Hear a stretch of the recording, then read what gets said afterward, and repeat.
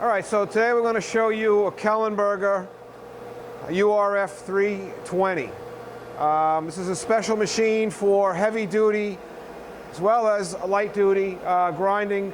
It's made to hold the workpiece on the workhead.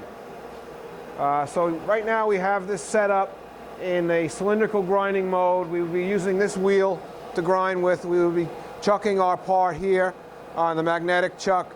Now you could have a faceplate on here, you could have a chuck, you could have a collar system. This is a 50 taper, an ISO 50 taper spindle workhead. That's very heavy duty, and from there you can reduce that from the 50 to a Morse taper number 5 or whatever other kind of tooling you might already have. But this will accept a 50 ISO taper as is. You have a sine bar mounted on the workhead so that you could mount a substantial dial indicator here and set this on a precise angle. This rotates by loosening the 3 locking T-bolts on top, and then you can swivel it. Once you get it in close position, then you fine-tune it with the dial here to bring it into exactly where you want it. Over here you have the dressing system. This can swing back out of the way. This has a micrometer feed in and out with a dial indicator on top, so you can see how much you're taking off your wheel. You could use the front diamond or the side diamond.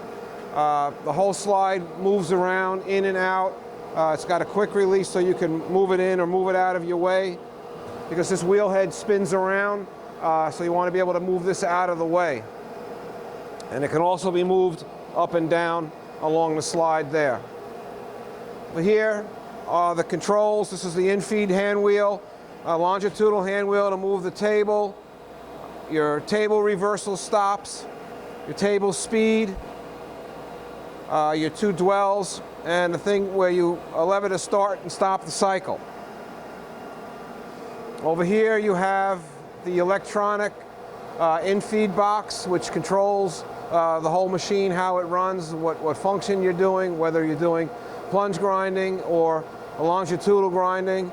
Over here, the electrical cabinet, you have all your buttons to start, your hydraulics, your coolant, your spindle, and your oscillating function on this machine. So let's go back over here. Let me just show you quickly a fully automatic cycle right now.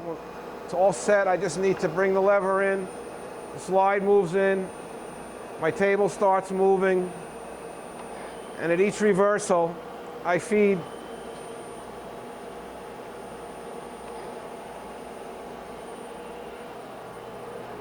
now on this box here.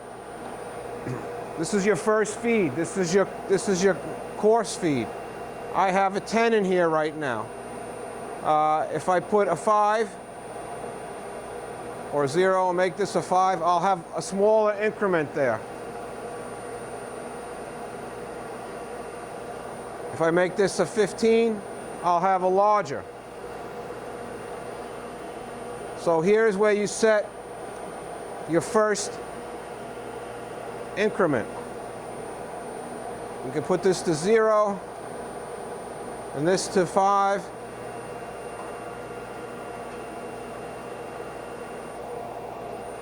Okay, so I'm going to put it back to 15 so that it moves along quickly. This is going to work its way down to 0. Before it gets to 0, like the hydraulic machines, if you've had one, you have a ring on this hand wheel where you can set a marker for where you want your coarse feed or where you want to start the fine feed. Well, that'll be our next little box here. When we see this red light go on, we have reached the fine feed point in this INFFED cycle here. You can also quickly advance this like other Kellenbergers by working this knob here. Okay, now we've come down to the fine feed. You see I've got the fine feed light on. And again, you could have whatever you could have a 5, you could have a 2, a 1. So you have to watch how your part is grinding. The numbers really don't mean anything. Once we get to 0, then we get into our spark out, and I have 2 in there. That means I'm going to go back and forth 2 times. You can have as many as 99.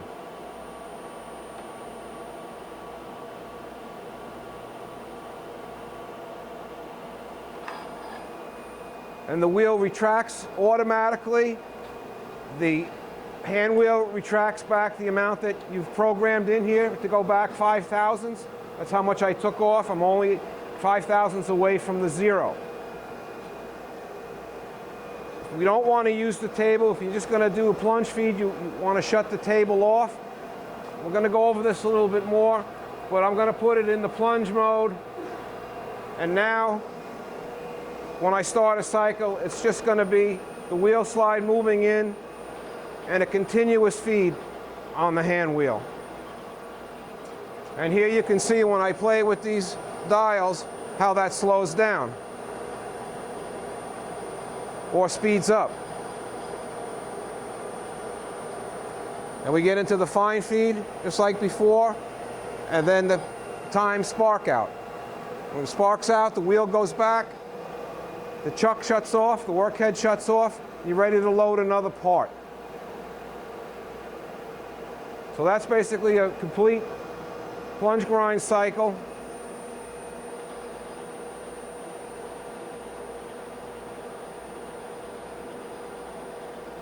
The operator would grind his first couple of parts manually. You don't have to use this automatic infeed. You can just turn this by hand when you have the control set on hand.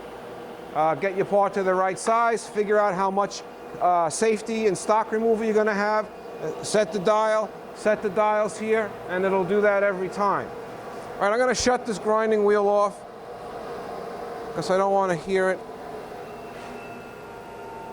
That'll just coast down.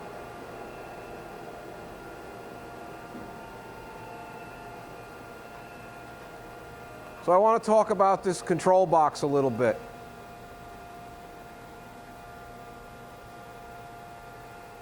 This dial here controls the speed of the workhead. It's just a potentiometer. The more you open and close, the slower or faster it will go.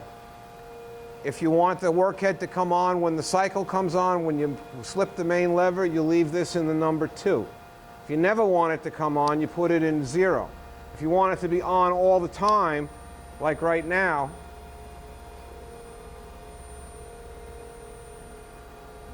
okay, you put it in 1, and now you can control the speed of it.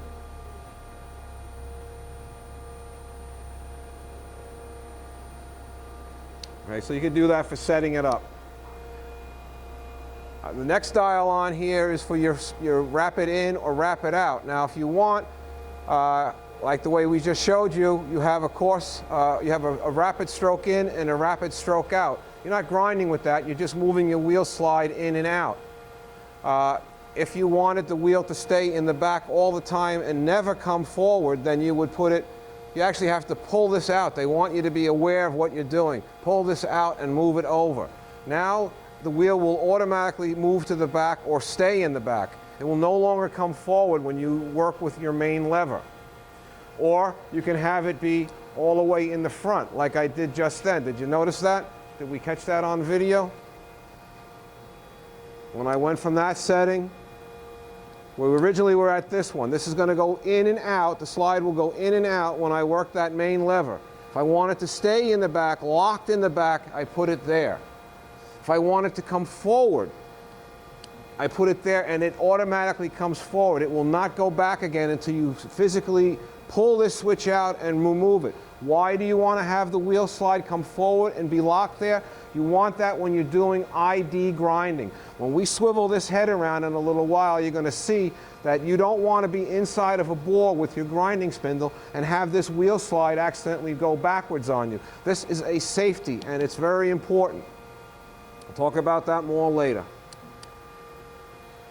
Okay, so if we're just doing a straight in plunge grind, well, okay, so the next knob over, actually what this is the method of infeed. When you're doing just a straight in plunge, you're going to want it where I have it right now with just the arrow, the one arrow. If you're going to use the hand wheel by hand and feed do your first piece, then you put it into hand. If we're going to do traverse grinding, I'm going to put it here and it's only going to feed on the right side of the part. If I want to feed on the left side of the part, I put it here, and if I want to feed on both sides of the part, I put it there. Okay. Next button over is your retraction.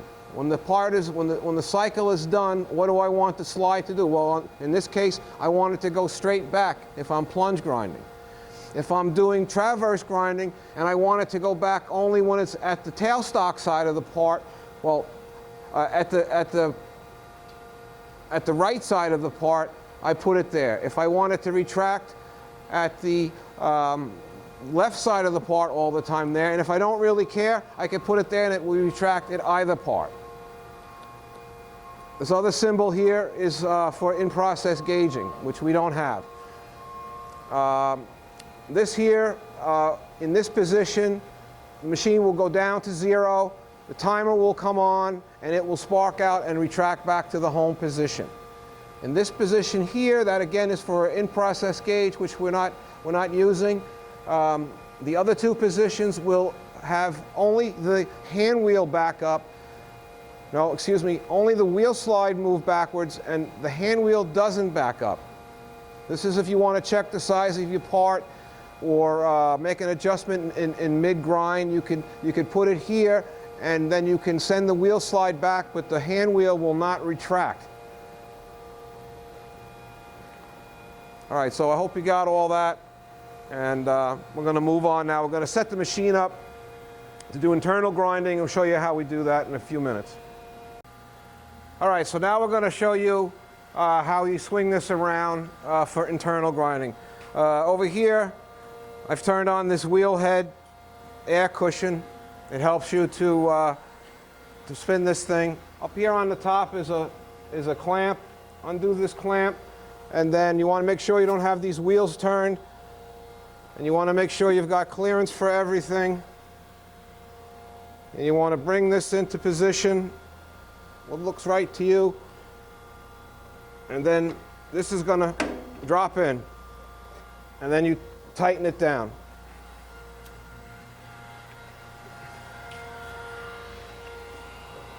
Okay, this opens it so you can move it. And then when you get to the right area, jiggle this until it pops in. Lock it. All right, so right now my slide, because my lever is here, my slide is in the back. It's hard to tell. It will come forward and move in. See that?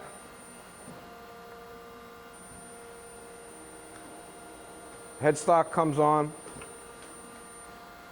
But when we're going to do ID grinding, we want to go back over to this control here. And you have to use this button. You have to pull it out, and you have to turn it all the way to that. And that will bring the slide all the way forward, locking it there so it does not go back again. Now this main lever will start my work head, but it will not make this go back. ID grinding is something you should pretty much do by hand, but you can have an automatic cycle. Whenever you're doing anything on this machine, setting up wise, you want to have these dials up here in the hand position, not in the plunge position or one of your pick feed. You need to be in hand or it won't really let you even do it. So now that you've got your slide locked forward, all right, if we went back like this, it would go back because the lever is back. But we want to come over here and set that. So now, if you want, this machine has another nice option. This slide movement, this upper slide has its own flattened V. When you put this in the hand position, I can move this slide around. Only if you're forward, as a safety. Well, now I can move this slide. I'm not moving the in-feed slide, I'm just moving this upper slide. Some machines you'd have to loosen up a couple of bolts and push the thing or pull it, but this has a nice automatic setup here, and it also has dogs with proximity switches so you could make it very accurate how far back or how far forward it comes. So now you would, ID grinding, you'd be inside here, inside of your bore. And if we were going to do, let's say, a traverse grind, I would put this again where I could feed in on both sides. I'd say I want to come out of the part. I'm not going to actually come out of the part. It's just going to back up the hand wheel at that point. So right now I could start this cycle and start this table going. And each time, grind.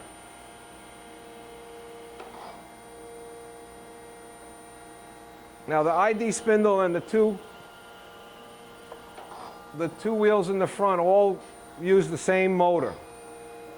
So normally there's a belt connected to this, and if the front wheels are running, then your spindle is running constantly. So, to avoid putting extra wear and tear on your spindle, if you're not ID grinding or don't plan on ID grinding for several days or whatever, I would recommend you take the belt off to save the spindle. So this is going to feed down to 0 now. We got our second light on there indicating that we're in the fine feed of this little grinding cycle. Then we're going to jump over to the spark out passes right there, 2 spark out passes. And now we're inside of our part, and we pray that our wheel doesn't go straight back and crash out of there. But it doesn't. I only backed up the 5/1000ths that I ground off of it. It's still inside the bore. Now you can come here with your wheel and come out. Again, this is an operation best done by hand, unless you have a situation where you can do what I just did then. And you have your dresser here. This is set up so that it can dress either the ID wheel, the OD wheel. The table would be moved over. This would be slid all the way down to this side so that your diamond can reach there. So that's pretty much it for the ID grinding cycle. I'm going to set this up for the face grinding cycle when we come back. All right, so now we set it back. All I did was just spun it around. The lever is all the way over to the off position, to the left position, but I still have my special dial up here locking the slide forward, which means when I pull this out and turn it, I'm still going to go back even further. So you want to always be aware of that. Now in this position, this is going to just come in. I don't need my table on, so I'm just going to shut that off. This is just going to come in, and I should be in the hand mode here like I told you. And now I can crank this in by hand. This also has a course ratio to move the slide in and out. You have quite a bit of travel with this, with the lead screw, but there will come a point where you will slam up against the end, forward or backwards. Could be a very serious condition. You always want to be aware if you're cranking this that you're might come to a solid stop, and this can get jammed. So you always want to be aware that when you're turning this, that in case you happen to come to the end, that now you've got to go back the other way, not pushing it even, making it even worse, because something will break. You want to always be aware of that. So we shut this, we bring this back in, or back out, and let's see what we got here. Everything is in hand. So the next thing we can do is, again, we turn our light on, and we swivel this the 90 degrees. We loosen this, and it locks in. And you pull it tight. Now it's locked in. Okay? Your table here, let's say we wanted to have a little piece on here we wanted to grind, face grind. Let's come in there close to it. I'm not going to really be using the table. Now I come in. You always want to know that you're forward. You have to have that forward first. Now this machine has another nice feature. Over here, if you put this on hand, again, we talked about this before, I can bring this closer.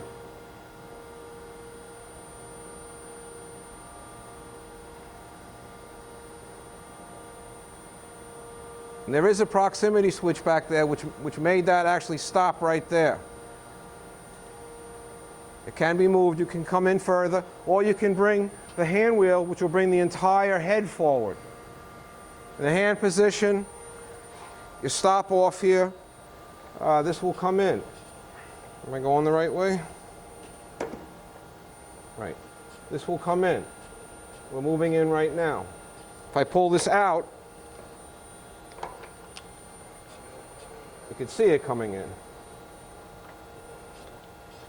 All right, so you always want to remember to put that back in. Don't want to try to let this thing feed in that coarse thing. All right, so what can you do? Now you can face grind. Again, you'd probably want to have the belt off this spindle so you don't have this spindle going there while you're doing this. And another nice feature that this machine actually has is you can set up these dogs in such a way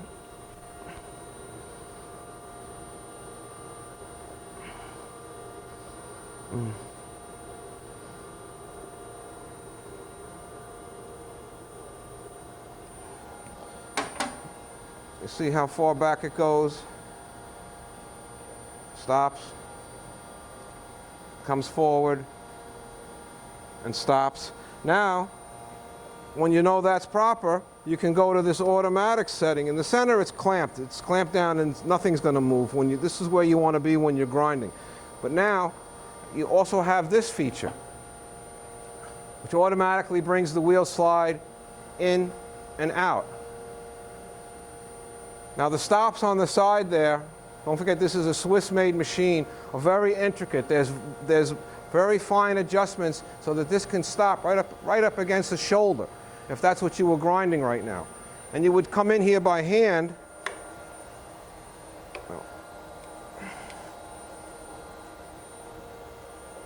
Up to your workpiece. Bump it off. And then this will clean off the face. A lot of times you have to do this. It's a pain in the neck. So this machine has a lot of nice features. This is what they call the oscillation feature. So that's pretty much it. I think we covered everything. My name is Bob. I'm here all the time. Have any questions? Give us a call. Thank you.